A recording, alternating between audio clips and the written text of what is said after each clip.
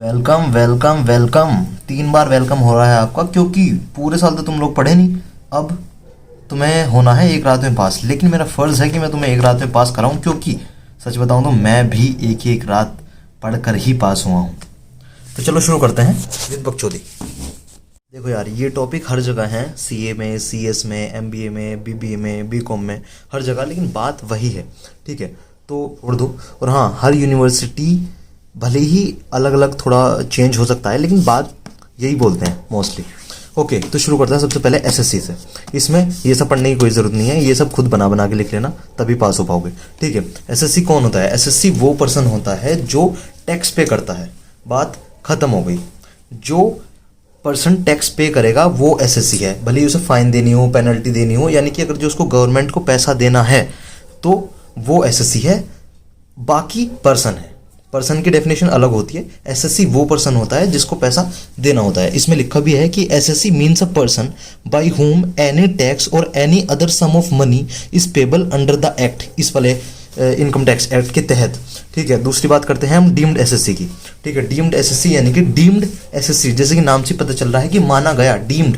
ठीक है, तो ये एसएससी को डायरेक्ट, इसकी लाइबिलिटी नहीं होती डायरेक्ट इस पर्सन की टैक्स पे करना, लेकिन देगा यही, क्योंकि फॉर एग्जाम्पल पेरेंट्स पे the tax of a minor, यानी कि किसी बच्चा, आजकल डांस करते हैं, डीआईडी, इंडियन आइडल वगैरह, जो पैसा कमाते हैं, तो वो छोटे बच्चे टैक्स नहीं पे कर सकते, तो उनके पेरेंट्स पे करते हैं, तो उनके पेरेंट्स को डीम्ड एसएससी मान लिया जाता है। तो इस वजह से ये है डीम्ड एसएससी। एसएससी और डीम्ड एसएससी क्लियर। आगे चलते हैं।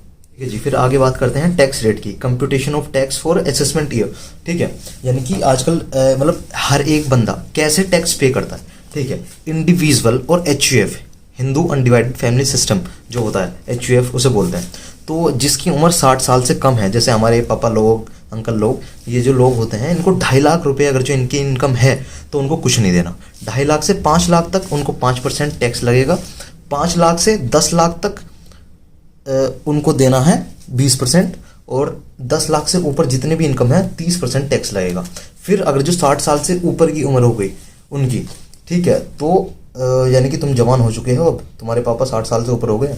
ठीक है, अगर जो 60 साल से ऊपर का कोई व्यक्ति है, उसको 3 लाख रुपए तक की छूट है। ओके, 3 लाख तक की छूट है, और 3 लाख से 5 लाख रुपए तक अब उसको 5% देना है। 5 से 10 लाख तक उसको 20% देना है, और 10 से ऊपर 30%। वही सेम, बस यहाँ पे 3 लाख तक कुछ नहीं देना, 50,000 रुपये बढ़ गए। फिर बात करते हैं हम 80 साल के बुढ़े की।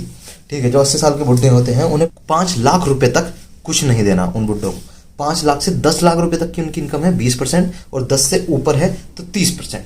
जाहिर सी बात है। तो ये बहुत ही आसान है, बहुत ही ईजी है, याद करो, बस कुछ नहीं करना, सिर्फ ये यहाँ पे थोड़ा फर्क आया है, बाकी सब सेम। सरचार्ज, सरचार्ज क्या होता है? ये तो खैर बहुत बड़ा टॉपिक हो जाएगा, ये सब जानने की ज़रूरत नहीं है, सिर्फ ये जानने की ज़रूरत है आप लोगों को कि सरचार्ज ये रहा। अगर जो किसी पर्सन की इनकम 1 करोड़ से ऊपर की हो जाती है, तो उस पर जो टैक्स लग रहा है वो तो लग ही रहा है, उस पर 15% और एक्स्ट्रा टैक्स लगेगा कि भाई तू इतना कमा रहा है तो 15% और दे, तो उसको बोलते हैं सरचार्ज। अब हम बात करते हैं रिबेट की।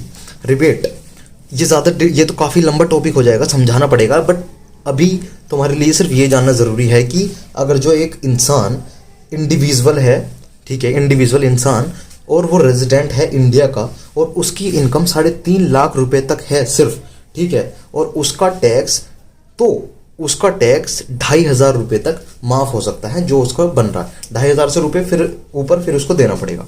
ठीक है, 2,500 रुपये या कम होता है 2,500 से, जितना भी होता है वो सब माफ़ हो जाएगा 2,500 रुपये तक। यही याद रखो बस रिपीट के बारे में, कि वरना तो फिर इसका क्वेश्चन वगैरह कराना पड़ेगा। ठीक है, बल्कि इंडिविजुअल और रेजिडेंट जानने की भी ज़रूरत नहीं है, बस ये जानने की ज़रूरत है कि इंडिविजुअल जिसकी इनकम 3.5 लाख रुपये तक है, उसको 2,500 रुपये माफ़ हो जाएंगे, 2,500 रुपये तक माफ़ हो जाएंगे, बात खत्म। तुम लोग इस चैनल पे नए हो तो सब्सक्राइब कर दो और बेल आइकन को दबा दो। दूसरा, कमेंट में बता दो कौन सा टॉपिक पढ़ना है, वो चुटकियों में समझा दूंगा, चुटकियों में। एक रात में पास होना है तो बस कमेंट करके बता दो, और इमरजेंसी होगी ना तो इमरजेंसी में भी मैं कर दूंगा काम, यार ऐसी बात नहीं है। ठीक है, तो बस कमेंट करके बताओ कौन सा टॉपिक तुम्हें पढ़ना है, सब्सक्राइब करो और बेल आइकन दबा दो। Okay, bye bye. उसकी लिंक बायो में दे दूंगा, और नहीं तो फिर मेरे चैनल पे जाके और प्लेलिस्ट वगैरह खोल के देख लो।